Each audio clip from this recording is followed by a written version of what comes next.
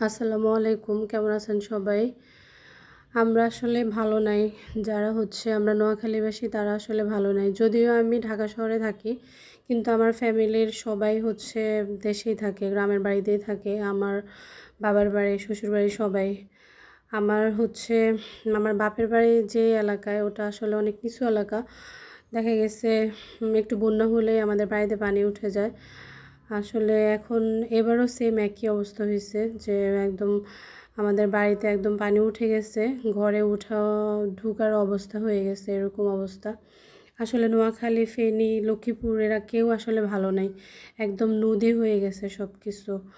আমি তো বারবার ফোন করতেছি, খবর নিতেছি, মানে ইচ্ছে করতেছে ছুটে যাই, কিন্তু আসলে করার কিছুই নাই। বাচ্চার স্কুল আছে, আর ওখানে যেয়ে এবার কী করব। তো আসলে মনটা সব কিছু মিলে আসলে অনেক খারাপ।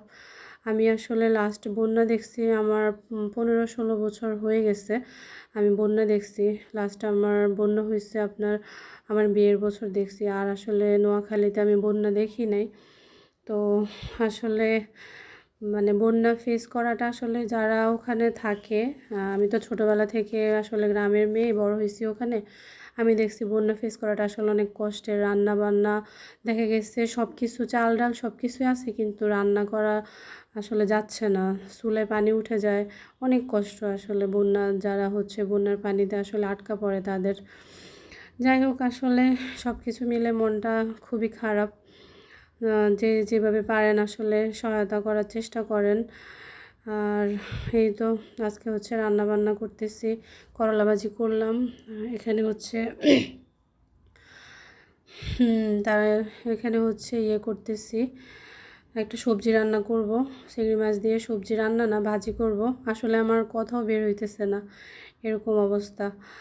আর শিং মাছ ভুনা করছি, এই তো। আর এই যে আমার ভাগ্নি, ওর জামাই বাচ্চা নিয়ে ঢাকা আসতেছে।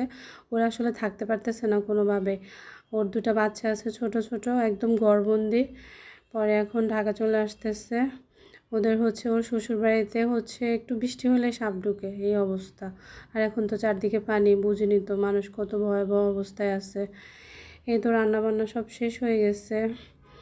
তারপরে আমার আম্মার সাথে বারবার কথা বলি যে কী অবস্থা। আসলে ওনারও তো বয়স হয়েছে, এখন আসলে এত দখল নিতে পারে না। যাই হোক, সবাই আসলে ওদের জন্য দোয়া করবেন। যারা বন্যার পানিতে আটকা পড়ছে সবাই আসলে দোয়া করবেন, যে যার জায়গা মতে যতটুকু পারেন হেল্প করবেন। এটা আসলে সবার কাছে চাওয়া। রান্নাবান্না শেষ করে, গোসল করে, নামাজ পড়ে খাওয়া দাওয়া করতে চলে আসলাম। এই যে খাচ্ছি। তো ভিডিওটা আসলে কেমন লাগলো জানাবেন, লাইক কমেন্টস করে শেয়ার করে দিবেন। সবাই ভালো থাকবেন, সুস্থ থাকবেন, নিরাপদে থাকবেন। আল্লাহ হাফেজ, আসসালামু আলাইকুম।